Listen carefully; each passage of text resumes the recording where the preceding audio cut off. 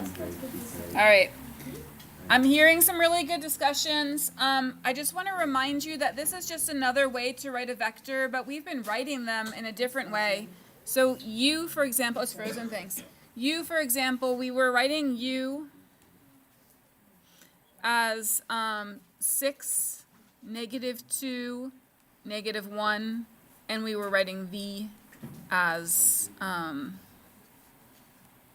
3, 5, 3, like that, right? You don't have to rewrite them. I just want to make sure you know what you're looking at there. So we're just looking at two different vectors.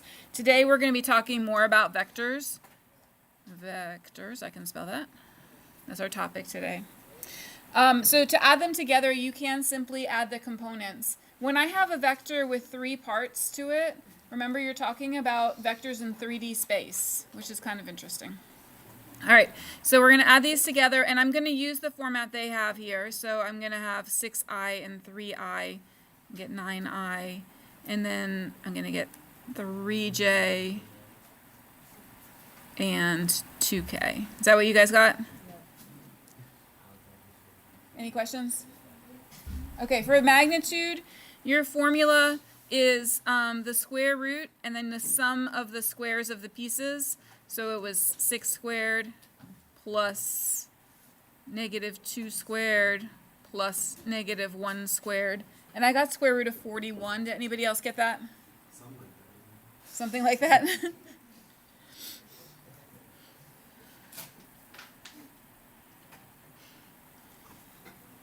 And same thing for v. You're just going to square each of the pieces, add them up, and square root. So I've got 3 squared plus 5 squared plus 3 squared. And I got square root of 43. Is that what you guys got? Yes. 43? Okay, because I thought I saw 46 somewhere, so I was second guessing myself. 43. All right, and those formulas come from your notes last time we took notes, so that was like 2 classes ago. I know I need to get you some notes, Robin. Is anybody else missing the notes from last class? Okay. All right, so we're going to talk about parallelism in vectors.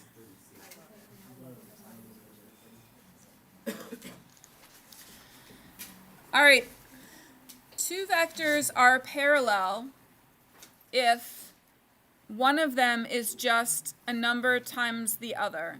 So for example, if I had the vector like 1, 2, 3, it would be parallel to 2, 4, 6, right? Because you can multiply the first one by 2 and get the second one. So if you can multiply one vector by a scalar, just a number, and get another vector, then the 2 are parallel. That is the essential idea. I find the rest of this down here to be a little confusing. Feel free to look through it and see if it makes sense to you. But the essential idea is if you can multiply a vector times a number and get another vector, then they will be parallel. I'll give you a moment to see if this is going to be helpful to you, and then we're going to turn the page.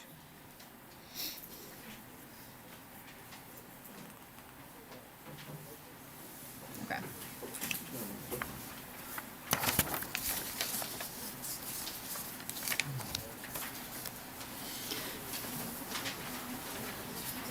All right, there's another definition hit up here too. It says that they're collinear if the vector is equal to k times the other vector for some scalar. So they would be parallel and they would be collinear. All right, find R and S given that we have these 2 vectors a and b and they're parallel. So we have to start by finding out that value of k that you multiply one by to get to the other. So remember your formula is just a, vector a, is equal to k times b. And we need a part of the vector where we have both numbers so we can find k. So do we have both numbers for any part of the vector? The second part, right? The -1 and the 2. So I'm going to look at this. I'm going to use this here to find my k value. So -1 is equal to k times 2.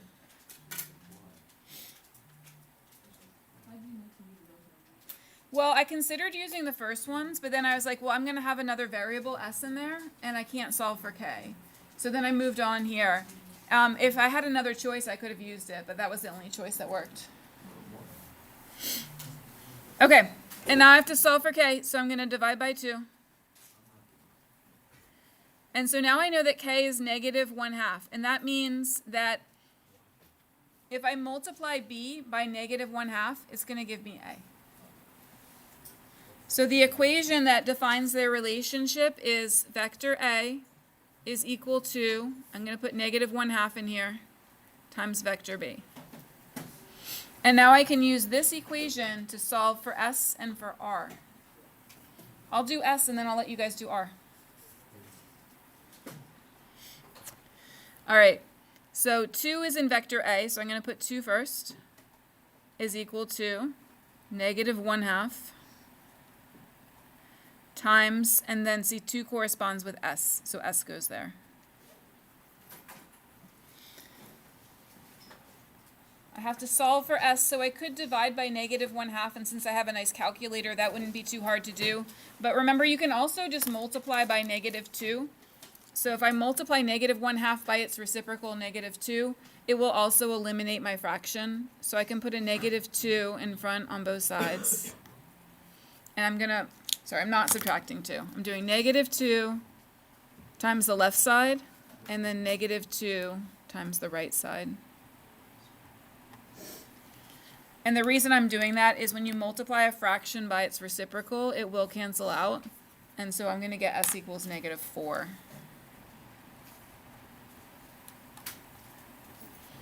So I want you to take a moment now and solve for r. You're going to be using the same formula down here that we discovered.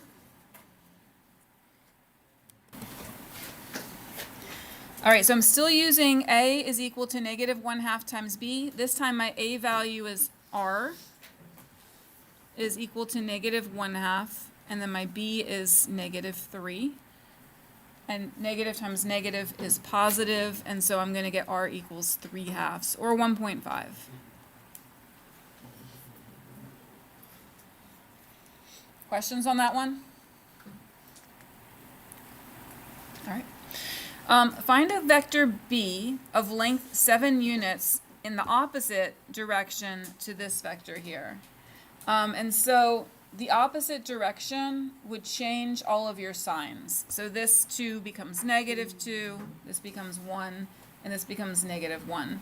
So I'm going to just write down next to it what negative a is. I really have no space on my desk today. So negative a is the opposite direction. And that's going to be negative 2, 1, and negative 1. But we have to fix the problem with the 7 units, because that is not 7 units long. Go ahead and use your same formula to find the magnitude of vector negative a. Just like you did on the warm-up, find the magnitude of the vector.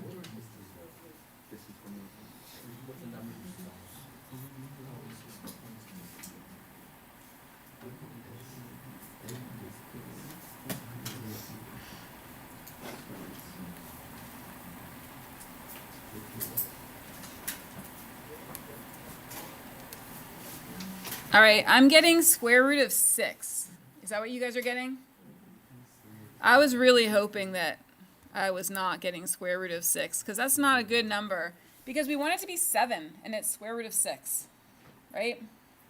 So we have to multiply this vector by a scalar, and we have to multiply by its scalar so that instead of being root 6, it's 7.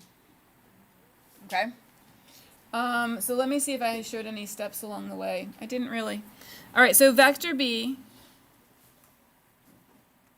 is going to be some scalar k times the opposite of a, so that's the negative 2, 1, negative 1.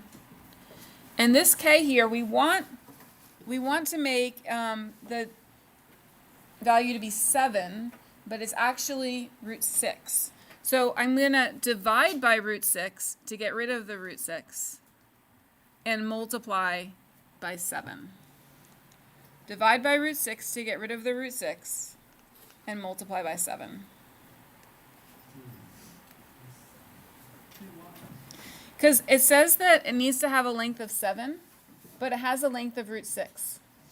Like, I found the magnitude of this is root 6. I want to get rid of that root 6, so I divide by it.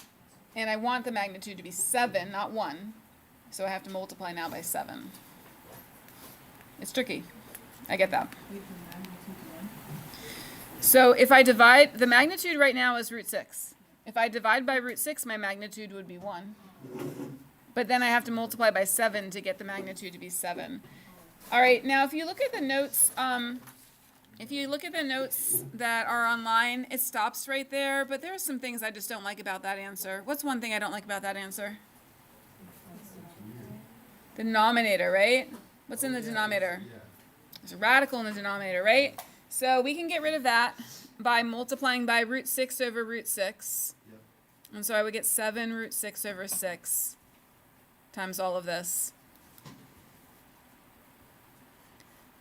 But then also, we can multiply by that scalar. That number just gets multiplied by each of the individual numbers.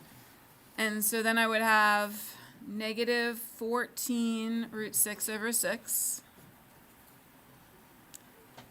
This times 1 is 7 root 6 over 6. And then negative 1 is negative 7 root 6 over 6. So we're getting to, like, you know, a more complete answer. But there's still one thing I can fix, which is what? 14 over... Yeah, 14 over 6. So we'll do that last step. All right. So negative 7 root 6 over 3. These don't simplify. 7 root 6 over 6. And negative 7 root 6 over 6. And man, those are some fun numbers.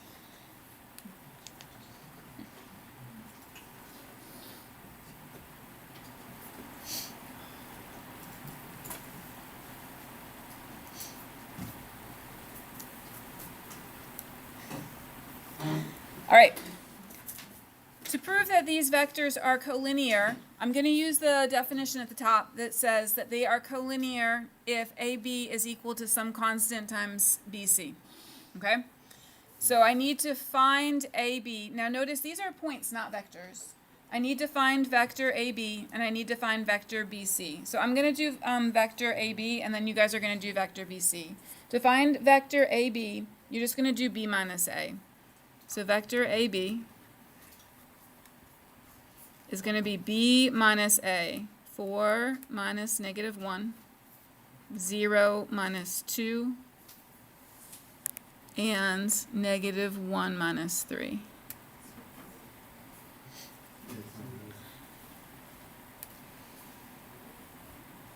Five, negative 2, negative 4. So you guys go ahead and find BC. And then I want you to determine if you think that these are collinear. They're telling you they are, so we just have to figure out if we can prove it. All right, so for BC, I did C minus B. 14 minus 4, negative 4 minus 0, and negative 9 minus negative 1, which turns out to be plus 1. And I got the vector 10, negative 4, negative 8. So why are these vectors collinear? Because there's a scalar, right, that you can multiply by. What would you multiply AB by to get to BC? Yeah, so AB times 2, right, gives you BC. I'm going to put it the way they put it there. So they said they're collinear if AB is equal to K times BC for any value of K. So AB was this one, right? 5, negative 2, negative 4. And then BC is this one. So like a lot of our brains work backwards and we're thinking this is twice as big as this one. But what do I multiply 10 by to get 5? 1/2, right? And does it work again here if I multiply by 1/2? And yeah. So K equals 1/2. Therefore, AB Oh, sorry. A, B, and C are collinear.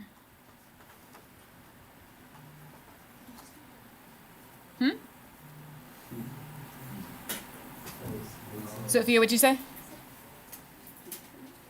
Oh, yeah, we just did a proof. Fun, right?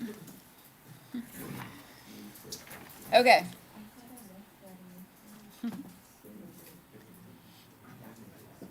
But that was a fun proof, right? Not too many words. I like number proofs. All right, when you are ready, please turn the page. There's a lot to read on the next page.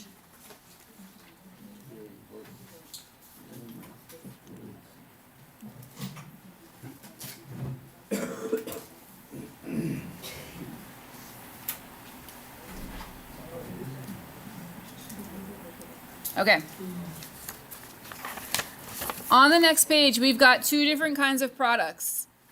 I don't know why the big title is scalar product, because scalar product's the easy part. The vector product's the hard part. All right, scalar product works exactly how you think. If I'm telling you to do this vector times this vector, you are going to multiply these, multiply these, multiply these. You might not have thought that you would also add them and get a single number. Did you ever do a scalar product in physics class? Anybody do that? No. No? Okay. That's okay. This is not that hard. I blocked out physics. Okay, vector product. Vector product is a little bit crazier. I literally, I was looking at this last night and I had to do some double checking of this formula because I was like, this does not look right. It is. It's absolutely right. Okay, this is the vector product. You can tell the difference between the scalar product and the vector product because the vector product has an x and the scalar product has a dot. And those are not interchangeable. Like in algebra class, maybe you could use an x to mean times or a dot to mean times, but here you can't. With vectors, they mean two different things, okay? So for the vector product, you have to carefully map this out. So you're gonna get a vector as your answer instead of a single number. And to get the first number in your vector, it's going to be the second A times the third B minus the third A times the second B. Now, if you're thinking, how am I going to remember that?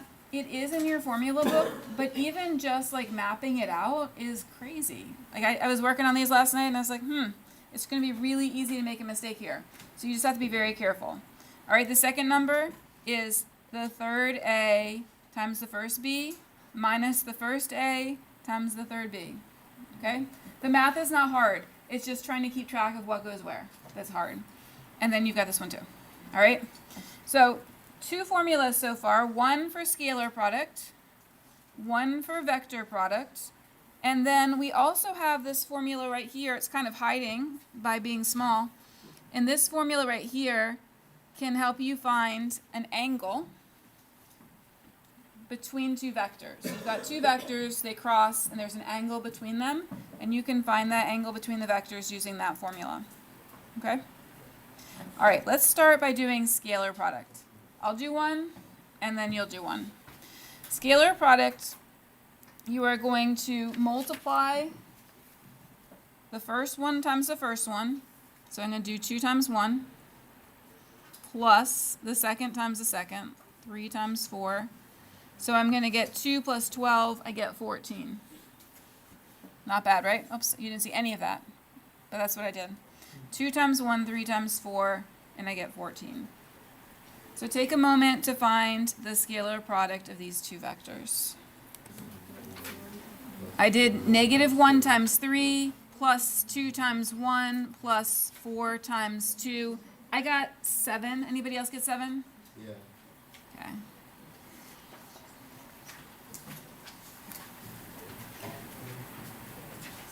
Any questions? Let's turn the page. Y is going to be useful for finding the angle between them. Okay? Not that, the weird, it's like the 2, 3, 3, 2, Yeah, 1, I know. 2, 3. All right. Here we are finding vector products. All right. So I'm going to follow my formula. It's kind of hard because it's on the other side of your paper. That's what I'm going to do, though. All right. So it says A2 times B3. So let's see, let me number them 1, 2, 3. 1, 2, 3. 1, 2, 3. Okay. A2 times B3. So 5 times 2 minus A3 times B2.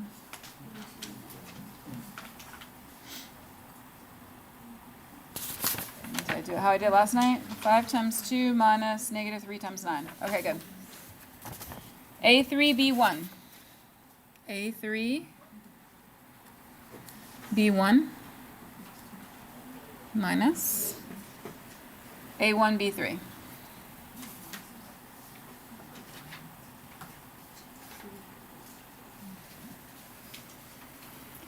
And then A1, B2.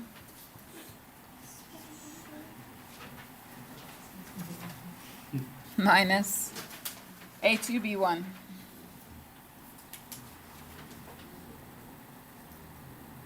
All right, I'm going to compare it to what I wrote last night. Yep, okay.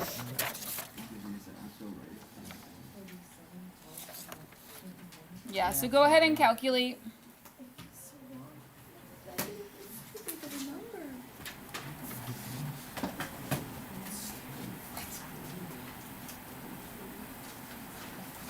Maybe one is too big of a number.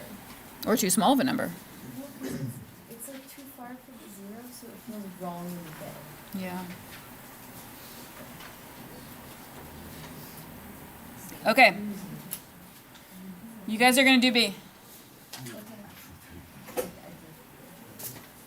Go ahead and do B. I just don't know. 7 times I can come Wait.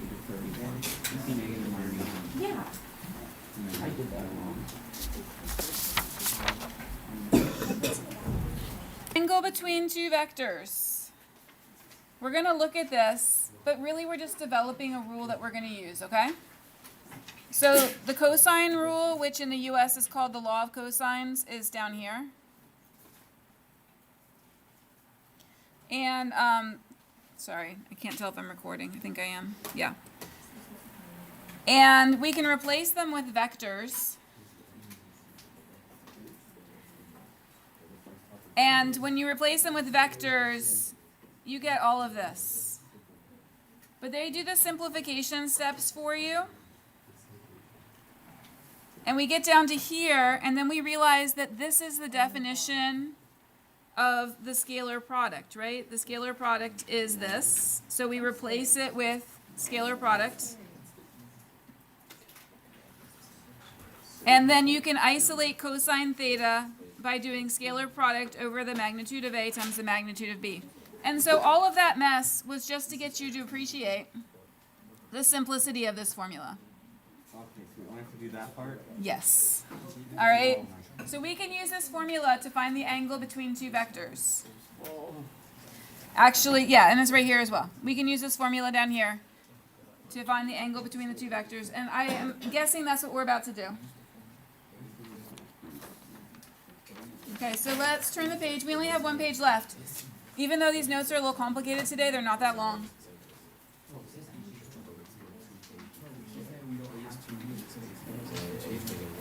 Okay.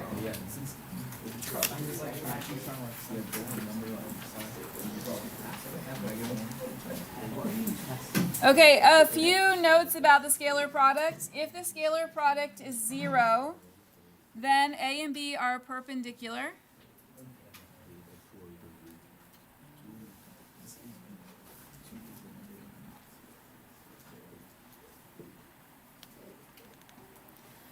If the scalar product is equal to the product of the magnitudes, then they are going to be parallel vectors.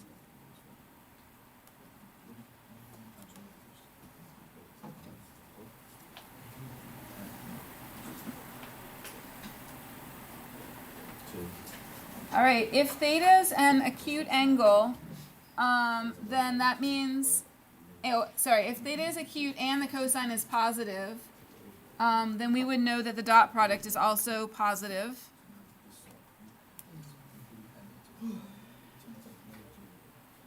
If theta is obtuse, the cosine is going to be negative because we know that cosine's negative in the second quadrant. And the dot product is going to be negative. All right, so we're going to use those in these questions down here.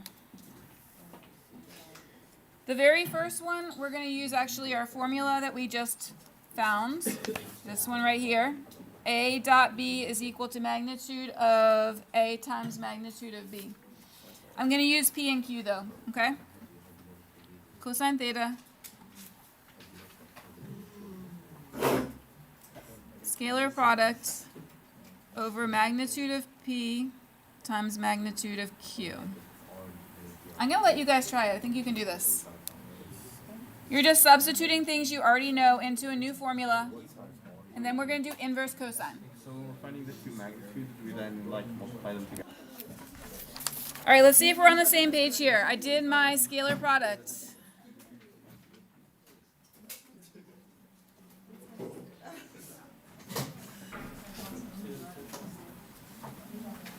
And my scalar product was negative 4.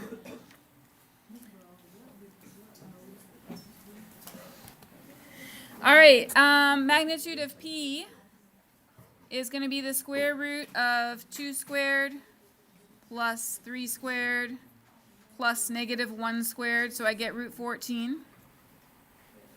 And magnitude of Q, square root of negative 1 squared plus 0 squared plus 2 squared, so I get root 5.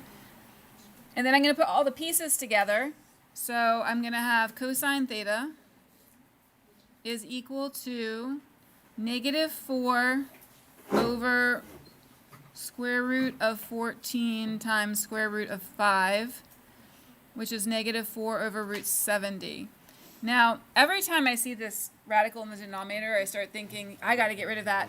But you really don't in this case because we're not done, right? What do we have to end up doing now? Inverse cosine. So if you rationalized your denominator, that's good practice, but you didn't have to. You could have just left it like that and then done inverse cosine. So let's do that on the calculator right now. We're going to do inverse cosine. Negative 4 over root 70. What mode should you be in? Degrees. All right. I'm going to press mode. It looks like I'm already in radian mode, so I got to go down and make it degree. And then second, quit. Second, cosine. Negative 4 over square root 70. Oops.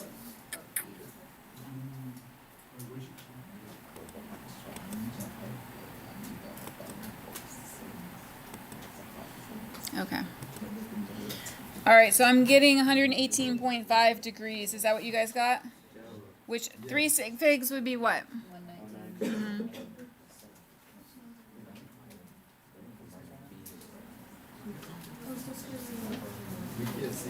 No? All right.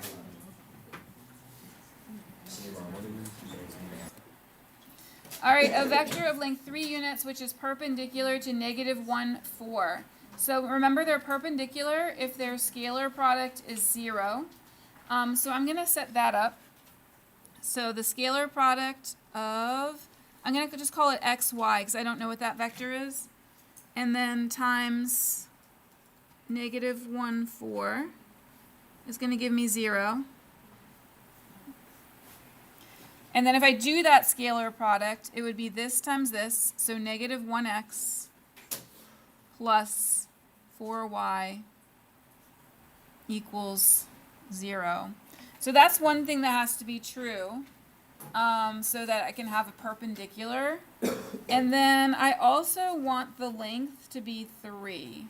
So if I want the length of this vector to be 3, then I want the square root of x squared plus y squared to be 3. And remember, that's just your formula for the magnitude of the vector.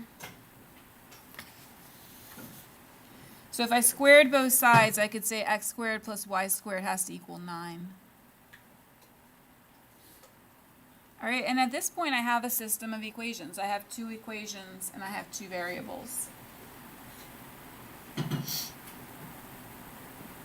So I have 2 equations and I have 2 variables. I can get this one, I can get x in terms of y just by adding x to the other side. So I could get x is equal to 4y just by adding x over here. And now I can substitute this 4y for the x over here. So I would have the square of 4y plus y squared equals 9. And I'm going to simplify this and solve it for y. So I get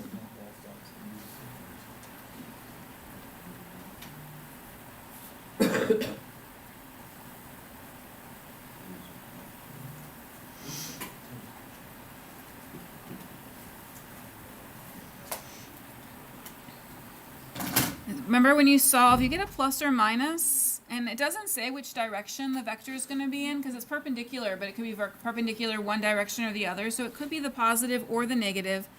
And then square root of 9 is 3, and square root of 17 is root 17, which of course we do want to rationalize. So plus or minus 3 root 17 over 17. And that's my y. Plus or minus 3 root 17 over 17. I'm going to pause there for a little digestion, and then we have to go and find x. But go ahead and find x if you're ready for it. Yes? Why did you set up y? Why did I do this, or why did I do the last step? Oh, here? Okay. No, with the y, the 4y squared plus y squared plus Oh, here? So to solve the system, I use the substitution method where I know x is equal to 4y, and so I put 4y instead of the x right here. Move on. X is 4 times y. Remember, x is 4y? So I'm going to put this for the y. So x is equal to 4 times this, so it'd be plus or minus 12 root 17 over 17.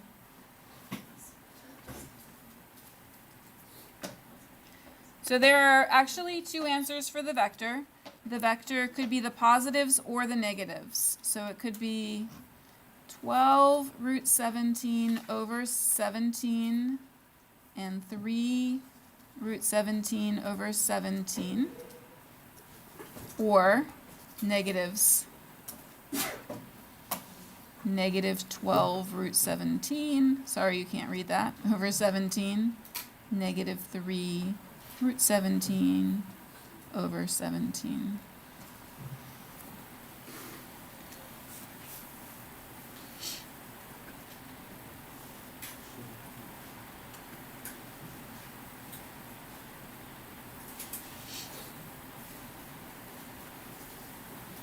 Questions?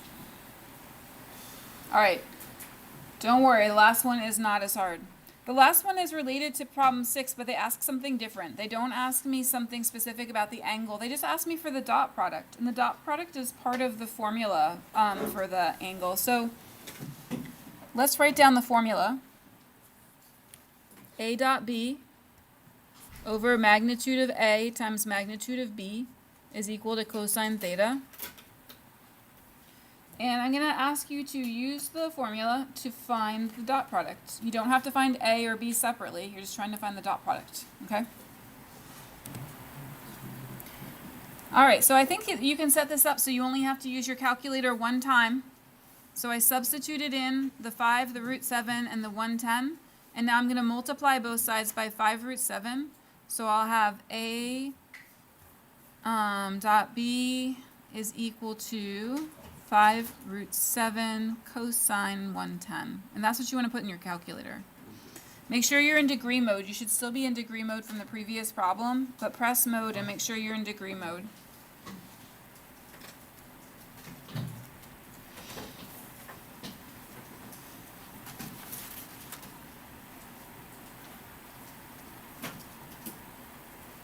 All right, I got negative 4.52. Did anybody else get that? I think of that.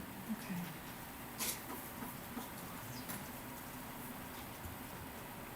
Is it plus minus or just negative? I believe this one is just negative. Yeah. Because the cosine is obtuse, or the angle is obtuse, so the cosine's going to end up being negative. Okay. Okay.